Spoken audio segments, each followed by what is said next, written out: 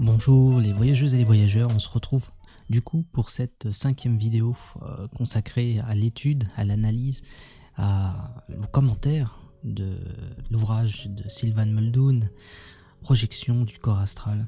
Donc on s'était arrêté la dernière fois sur la loi fondamentale de la projection astrale et on va continuer, mais juste avant, comme pour la semaine où j'ai organisé et tenu le stage à Paris, le stage de Bordeaux commence ce week-end et il se peut du coup qu'il n'y ait pas de vidéo lundi, mardi. Mais comme pour le précédent stage, je vais tout de même documenter et proposer un sujet qui viendra agrémenter les images du stage à Bordeaux. Sur ce, on continue avec Muldoon. Merci de m'écouter. Les projections intentionnelles et non intentionnelles résultent toutes deux des mêmes causes. La loi fondamentale de la projection astrale étant posée, une question vient aussitôt. Comment peut-on inciter volontairement la volonté subconsciente à se déplacer, alors que le physique en est incapable ou se trouve extrêmement passif? Ce ne doit pas être chose aisée, direz-vous. Il est vrai que ce n'est pas là un phénomène qui peut être suscité par un simple effet de la pensée ou qui peut résulter d'un essai mou et sans conviction. Mais il y a des méthodes pour y arriver. Si nous arrivons à cerner les causes qui provoquent la projection involontaire du corps astral et ensuite à les utiliser intentionnellement, y aurait-il alors une raison empêchant de réaliser le phénomène à volonté? Toutes mes premières extériorisations ont été accidentelles, involontaires. Au début, je croyais que d'une certaine façon je possédais quelques pouvoirs anormaux, dont d'autres étaient dépourvus. Mais en me livrant à une étude approfondie de ces manifestations chaque fois qu'elles se produisaient et en prenant soigneusement note de toutes les particularités rencontrées, j'ai finalement réussi à déterminer les causes qui produisent ce pseudo-miracle. Petit commentaire, c'est très bien et c'est exactement ce que je vous conseille aussi lorsque vous débutez la sortie hors du corps. C'est pas parce que nous avons nous-mêmes nos propres petites techniques, que nous avons analysé nos propres voyages, que les résultats pourront être dupliqués chez vous automatiquement. Il y a toujours des subtilités et quelquefois, il est complètement nécessaire à une personne de vivre soi-même l'expérience et toutes les petites étapes qui font la sortie hors du corps pour en maîtriser ensuite le phénomène. Et en tant que formateur, à ce niveau-là, on ne peut que vous mettre sur la voie. Si je vous donnais absolument toutes les connaissances, toutes les petites choses qui arrivaient à mon corps et à toutes les sensations que je peux avoir lorsque je suis proche d'une sortie hors du corps, que je fais une sortie hors du corps ou que je rentre dans mon corps, par la suite à la fin de l'expérience, tout cela serait très intéressant, mais peut-être inutile si vous ne vous mettez pas au travail et que vous ne découvrez pas vous-même ces particularités, parce que peut-être que vous allez ressentir d'autres choses. Bien sûr, il y a toujours des étapes de grands paliers, on va dire, à franchir, comme l'état vibratoire quelquefois ou pas du tout. En gros, prenez des notes. Je continue. J'ai finalement réussi à déterminer les causes qui produisent ce pseudo-miracle, à provoquer ces causes en gardant à l'esprit la projection astrale. Je réussis à en produire le phénomène à volonté, bien avant d'avoir lu le moindre mot à ce sujet. J'examinerai les causes en question plus tard, car je tiens d'abord à donner des informations plus générales. On peut toutefois préciser d'ores et déjà que le désir refoulé est de loin le facteur le plus important favorisant la projection astrale non intentionnelle. Nous avons pu voir à quel point la volonté subconsciente est pleine de détermination une fois qu'elle est stimulée. Lorsque vous commencez à marcher, vous pourriez marcher et encore marcher si votre esprit conscient ne vous arrêtait. Lorsque vous êtes immobile, vous resteriez immobile encore et encore, si votre esprit conscient ne vous poussait pas à bouger. Voyons maintenant comment un désir refoulé peut amener la volonté subconsciente à faire bouger le corps, étant conscient. Vous désirez quelque chose, mais vous n'apaisez pas ce désir. Vous voudriez le satisfaire, mais un obstacle vous en empêche. Vous êtes dévoré par ce désir, ce qui provoque une tension de la volonté subconsciente. Le stress se développe au point que vous vous trouvez en situation de conflit interne. Vous pouvez presque sentir le subconscient qui cherche à faire ce que vous désirez. Il le ferait instantanément si seulement il pouvait prendre le pas sur votre esprit conscient. À ce moment précis, la volonté subconsciente est tendue au maximum. À la seconde où vous n'essayerez plus de lui faire obstacle, pendant votre sommeil, l'esprit conscient ne peut plus opposer de refus à la volonté subconsciente, et celle-ci cherchera à projeter le corps vers le lieu désiré. Si le sujet endormi en est incapable physiquement, c'est le corps astral qui sera projeté. Signification de l'incapacité physique. Ce que j'entends par incapacité physique, simplement que le corps physique n'est pas en condition suffisamment active pour répondre à la volonté subconsciente lorsqu'elle se manifeste. Pendant le sommeil, le cœur bat plus lentement et le mécanisme vital tout entier travaille au ralenti. C'est le cas aussi lorsque le sujet est malade, ce qui démontre de façon plus convaincante peut-être que plus le sujet est faible, plus la séparation des corps peut se produire aisément, pourvu que la maladie soit du type sédatif. Dans The Psychology of Dream de Dr. Walsh, écrit « Une fois le sommeil commencé, certains changements se produisent dans la structure physique. Les rythmes cardiaques et respiratoires se ralentissent, diminuent en puissance. Il y a une chute de la pression sanguine, un réchauffement de la peau, une production accrue de transpiration. L'estomac, les intestins, les reins, le foie et d'autres organes fonctionnent au ralenti. Du fait que le travail demandé par les structures physiques est moindre, elles peuvent se reposer et puisque la récupération est supérieure à la dépense, avoir suffisamment récupéré après un moment de sommeil. » Ainsi, on entend par incapacité physique un état de passivité inhabituel, que le sujet soit cloué au lit par la maladie ou profondément endormi. Un état tel qu'il ne pourra devenir actif immédiatement quand la volonté subconsciente sera prise du désir de le mettre en mouvement. Voyez le somnambule. Pendant son sommeil, la volonté subconsciente est prise du désir de déplacer le corps. Le dormeur se lève du lit et se met à marcher en concordance parce que son corps physique n'est pas suffisamment amorphe pour être en retard quand la volonté subconsciente commence le mouvement, alors que s'il était inhabituellement passif, le corps astral serait sorti du physique et se serait trouvé en état de somnambulisme astral. C'est la fin de ce paragraphe, je donne juste quelques commentaires par rapport à ce que dit le Dr. Walsh à cette époque-là, on est en 1920 quand même.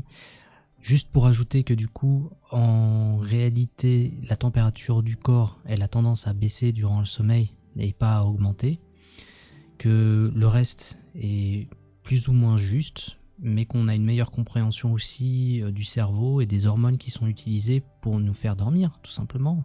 On a la mélatonine qui a un petit rôle comme ça sédatif qui nous rend fatigués, et on a le cortisol le matin qui nous permet justement de se réveiller. Et ce qui fait la transition, ce serait le nerf optique qui, bien sûr, forcément va détecter s'il fait jour ou s'il fait nuit. Aussi, expliquer la survenue du somnambulisme juste avec le subconscient peut être un petit peu non pertinent, mais ça c'est dû véritablement aux connaissances de l'époque. Parce que de nos jours, on étudie un peu plus le somnambulisme, et notamment grâce à des appareils comme l'IRMF, donc l'IRM fonctionnel, qui nous ont permis de voir qu'il y avait certaines parties du cerveau, dont les parties moteurs qui permettent justement le mouvement, qui étaient activées lors du somnambulisme, mais ça semble évident. Avec l'électroencéphalogramme, on a pu voir qu'il y avait des signes d'éveil partiel et d'activité neuronale anormale dans certaines régions. Ça peut être assez intéressant. Et via la tomographie par émission de positrons, c'est un peu barbare comme nom, mais il s'agit tout simplement d'injecter dans le corps d'une personne, dans le cerveau, un traceur, donc des positrons, ou plutôt des anti-électrons, donc c'est une particule comme l'électron, mais qui est de charge négative, à l'intérieur du corps du patient. Et après, on peut lire une image par scintigraphie, et ça nous permettra d'avoir quelque chose en 3D. Donc ça peut être hyper intéressant, et avec ça on a pu voir qu'il y avait des altérations, des dysfonctions dans certaines régions du cerveau chez les personnes qui avaient du somnambulisme. Donc là on est vraiment sur de la mécanico-mécanique, mais le but est quand même juste de donner quelques informations actuelles qui viennent s'ajouter à ces informations-là qui, je le rappelle, datent de 1920. Donc on continue avec le paragraphe suivant qui est « Où se trouve l'esprit conscient et de quoi est-il fait ?» De quoi se compose l'esprit conscient? Où existe-t-il? Où donc est l'esprit conscient quand il n'est pas conscient? Voilà des points non résolus. même par les philosophes les plus avisés du monde de l'occulte. Ils demeureront sans doute un matériel de spéculation. Nous ne connaissons pas la nature, la localisation ou les limites de l'esprit conscient. Pourtant, nous savons que nous l'utilisons et qu'apparemment, à certains moments, il devient inconscient. Cependant, où est-il pendant l'inconscience ? C'est la grande question. Il semble presque aussi ridicule que l'esprit conscient puisse s'évaporer instantanément quand vient le coma, que de croire qu'il existe durant ce coma sans que nous ne soyons conscients. Maintenant, s'il était possible que l'esprit conscient se dissolve entièrement pendant le temps du coma, comment pourrait-il se reformer après ce temps ? Ne venant de rien. D'autre part, s'il est toujours en vie durant la période d'oubli, comment pouvons-nous expliquer que nous ne soyons pas conscients là où cette conscience existe ? Mais où existe-t-elle ? Se pencher sur ces problèmes, ne fût-ce qu'un instant, devrait convaincre le plus égotiste qui ne se connaît pas très bien que l'esprit existe est une évidence, mais ce qu'il devient pendant le coma reste un mystère. Certains soutiennent que ce sont les sens qui abandonnent le corps physique et non l'esprit conscient, et que, sans le fonctionnement des sens, il n'y aurait pas de conscience. Mais est-ce que la nature des sens peut être mieux définie que l'esprit conscient ? Que sont les sens et comment fonctionnent-ils exactement ? Qu'est-ce qui fait la sensibilité ? Où est la sensibilité durant l'inconscience ? D'autres sont d'avis que lorsque le coma se produit, l'esprit conscient s'extériorise dans le corps astral, ce qui expliquerait que l'on soit inconscient. Comment se fait-il alors que le sujet ne soit pas toujours conscient d'être extériorisé dans le corps astral ? Où se trouve l'esprit conscient du somnambule ? Le mieux est de comparer l'esprit conscient pendant le sommeil à un prisonnier solidement enchaîné dans un cachot, incapable d'en sortir tant que la porte n'est pas ouverte. Si nous pouvions déterminer seulement ce qui ouvre et ferme la porte de la conscience, alors nous pourrions également déterminer pourquoi certaines projections astrales se font consciemment et d'autres pas. De plus, nous pourrions découvrir le moyen par lequel le fantôme projeté pourrait toujours être conscient au lieu de connaître la confusion et l'imprécision des expériences actuelles. État hypnagogique, névrose et sommeil. Lorsque la conscience est présente dès le tout début d'une extériorisation, le corps éthéré commence sa sortie pendant l'état hypnagogique qui constitue la frontière entre conscient et inconscient. Parlant de l'état hypnagogique, le Dr Walsh écrit « Avant de nous endormir, il nous faut passer par un état non perçu de semi-éveil, semi-sommeil, appelé l'état hypnagogique. Nous devons également passer par une phase semblable lorsque nous nous réveillons. Habituellement, l'état hypnagogique ne dure que quelques secondes, mais il peut se prolonger jusqu'à près de 15 minutes. Il arrive fréquemment que ce laps de temps soit plus long dans la phase d'éveil que dans la phase menant au sommeil. À l'approche du sommeil, on peut éprouver une sensation de chute. Cette sensation est provoquée par le relâchement général du système musculaire qui se produit à ce moment. Diverses perturbations peuvent être enregistrées. La conscience peut entièrement s'éveiller, alors que les centres moteurs se font plus lentement. Ceci provoquera une paralysie temporaire des membres et de la parole. Cette forme de paralysie appelée paralysie nocturne, par certains auteurs, je prétends moi qu'il s'agit de catalepsie astrale, peut se produire après un réveil normal. En règle générale, cette paralysie ne dure qu'un court moment. Si elle devait se prolonger, cela provoquerait une grande agitation mentale. Les causes peuvent en être la fatigue, la nervosité et un mauvais état général. Tout ceci ne fait que renforcer ma conviction de ce que le manque de coordination matérielle est un facteur favorable dans la réalisation d'une projection astrale. Durant la catalepsie, le corps éthéré est enclin à sortir légèrement du physique. Pourquoi la fatigue, la nervosité et un mauvais état de santé provoquent-ils cette prétendue paralysie ? Parce qu'il y a une déficience de l'énergie nerveuse concentrée dans les corps. En fait, on pourrait définir la nervosité comme l'incapacité à maintenir l'énergie dans les limites du physique. L'énergie est cosmique, omniprésente. Elle peut s'écouler dedans comme au dehors de la contrepartie éthérée, qui est un véritable condensateur de cette énergie. J'ai remarqué que lorsque le corps éthéré sort légèrement de la concordance, il devient comme un aimant pour l'énergie universelle, bien davantage que lorsqu'il est en parfaite concordance avec le corps physique. Donc, dans le cas d'un mauvais état général, la paralysie constatée n'est qu'une catalepsie astrale. C'est, nous l'avons vu, le premier état de l'extériorisation, provoquée par le subconscient ayant envie de séparer les corps de façon à ce que le condensateur éthéré puisse se recharger plus librement. Cela se produit pour des millions de personnes chaque nuit. Cependant, ce n'est que lorsque la conscience fonctionne encore qu'elle ressente la paralysie, la catalepsie. Ce qui est aperçu est considéré comme l'aura planant au-dessus des dormeurs par certains médiums et en réalité le corps astral en décalage de quelques centimètres. Généralement, chez les personnes normales, la perte de conscience se produit avant le début de ce phénomène. Il est facile de comprendre que si l'on veut rester conscient pendant une projection complète, l'état hypnagogique est le moment idéal pour commencer sa sortie. La catalepsie consciente se produira plus facilement en passant de l'état de sommeil à celui de veille que dans le sens inverse.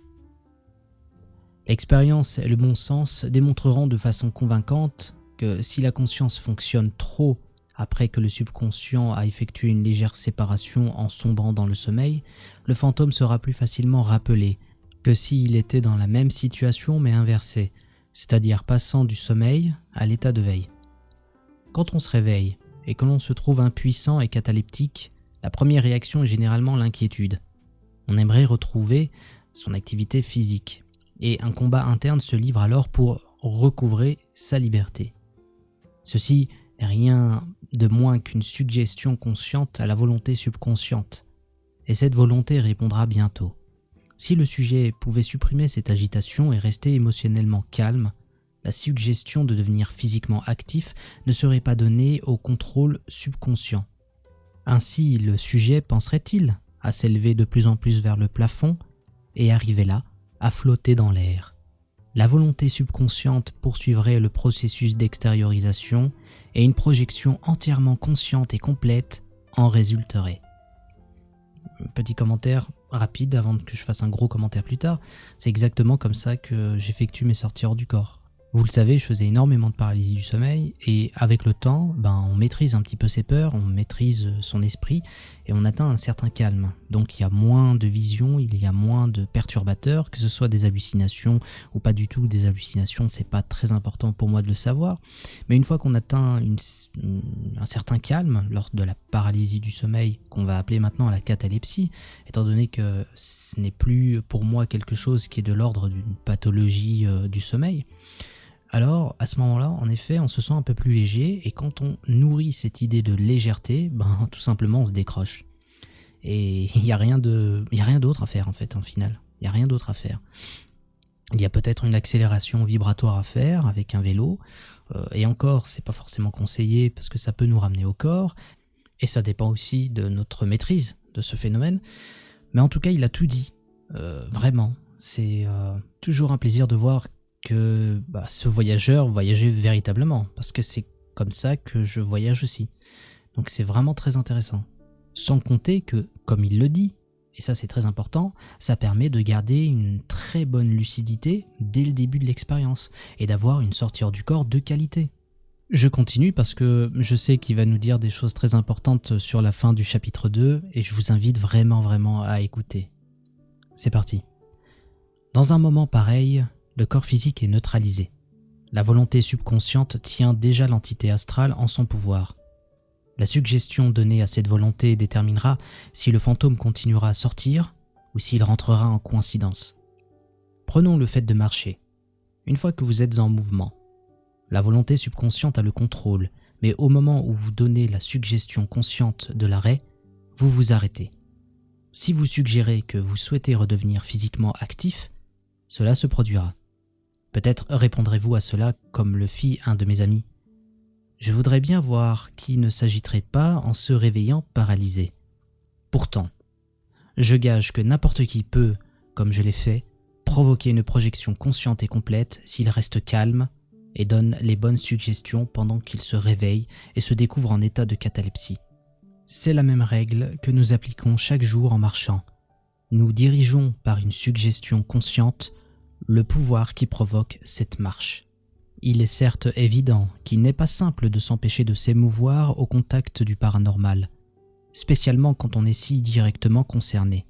Mais je pense que, comme toute chose dite paranormale, le phénomène de la projection astrale consciente perdra bientôt avec l'habitude son caractère angoissant. Dernier paragraphe, la sensation de l'émotion à différents stades de l'extériorisation. L'endroit où le fantôme se sera rendu lors de la prise de conscience, si elle se produit, déterminera naturellement la première pensée ou la première sensation que le sujet éprouvera. Des degrés différents de séparation provoquent des sensations différentes. Si la conscience fait une première apparition timide durant la phase hypnagogique et que la volonté subconsciente est portée à se projeter, la toute première idée sera que l'on existe quelque part. Si cela se produit une seconde ou deux plus tard, c'est la rigidité et l'englument, la catalepsie, qui sera la première impression. Un moment plus tard encore, c'est l'action, le lieu où le fantôme va progresser qui déterminera la première pensée consciente. Cette toute première pensée est d'une importance capitale. C'est alors qu'il faut rester calme et suggérer l'élévation. La plupart des projections conscientes se voient s'aborder dès le début simplement parce que l'action du fantôme provoque une sensation désagréable qui, à son tour, provoque l'émotion. La règle suivante peut s'appliquer à ce phénomène. Les émotions désagréables, l'inquiétude, la crainte, etc. sont de véritables suggestions à la volonté subconsciente. Le sujet souhaite être normal. C'est ainsi que la première pensée influencera les suivantes, et si l'activité est de nature à provoquer l'émotion, le désir de devenir physiquement normal s'ensuivra immédiatement et constituera une suggestion dans ce sens à la volonté subconsciente. La projection consciente est plus susceptible de se produire alors que la toute première pensée consciente apparaît avant que le fantôme ne se meuve dans les airs ou après qu'il s'est projeté et redressé, soit immobile, soit somnambule.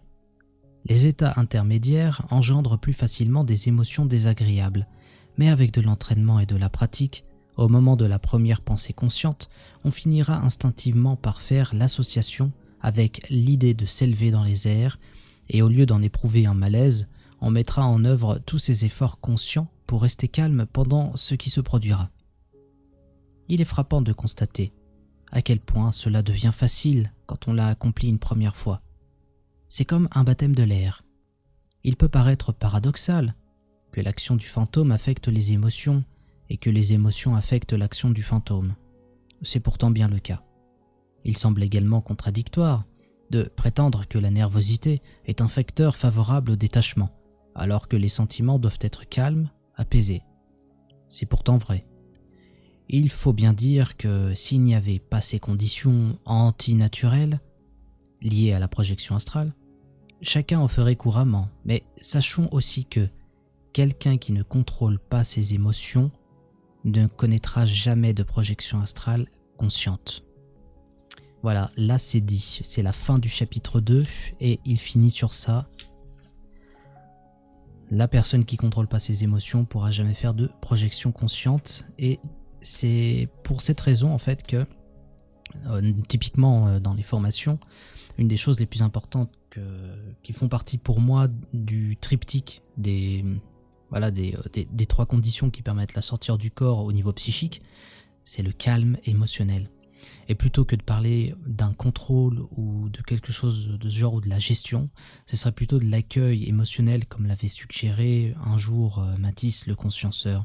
C'est-à-dire que lorsque nous effectuons des exercices de ce type pour provoquer une sortie du corps, on doit essayer, au mieux en tout cas, de accueillir ces émotions, de ne pas forcément réfléchir dessus et de les laisser s'évanouir, de cultiver une sorte de paix, une paix qui peut sembler être sentie comme un néant ou un vide. Vous n'êtes plus rien à ce moment-là. En tout cas, moi je le ressens comme ça, et c'est comme ça que j'arrive à être calme émotionnellement quand je fais mes petits exercices.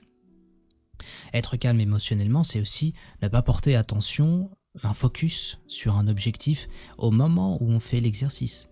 Avant, on peut. C'est pas un souci parce que ça nous permet de lancer l'intention. Aussi, petite remarque, quand il parle de suggestion, etc., moi je comprends une intention. Voilà, c'est via l'intention qu'on produit tout ça. Ces phénomènes qui permettent aussi de donner des messages à ce subconscient. C'est l'intention. Et à un moment, il a parlé d'hypnagogie. L'hypnagogie, la phase hypnagogique, cet état qui peut avoir lieu lors de l'entrée dans le sommeil ou au réveil tout simplement, est assez particulier. Il est étudié en neurosciences et j'ai déjà fait une vidéo qui est consacrée uniquement sur l'état hypnagogique que je peux vous mettre en fiche. Donc normalement il y a un petit quelque chose où vous pouvez cliquer pour voir cette vidéo là. Et il y a aussi un live que j'ai fait avec Rodrigo Montenegro qui est neuroscientifique et dans lequel justement on a parlé un petit peu de l'état hypnagogique. Parce que l'état hypnagogique, c'est une phase, une transition, donc un sas. Si c'est un sas qui permet à la conscience qui est endormie de passer de cet état-là à celui de l'éveil, il est aussi un sas qui permet à la conscience, à l'état de conscience ordinaire, de passer à l'état de conscience non ordinaire qui serait celle de la sortie hors du corps. Donc il faut le comprendre ainsi. Le souci avec l'état hypnagogique, c'est que vous avez, peut-être 3 sorties. La première, c'est que vous vous endormez. La seconde, c'est que vous arrivez à entrer dans un rêve, et après vous endormez. Et la troisième, c'est que vous arrivez à jongler, dans ce que j'appelle le yo-yo hypnagogique, qui est en corrélation directe avec l'état de relaxation du corps physique. Donc on se sert de ça pour à la fois relaxer le corps physique à des niveaux qui ne sont pas facilement atteignables avec l'esprit conscient, et en même temps on stimule en fait notre lucidité jusqu'à ce qu'on la retrouve complètement. On perd jamais véritablement le fil, mais le risque bien sûr c'est de le perdre.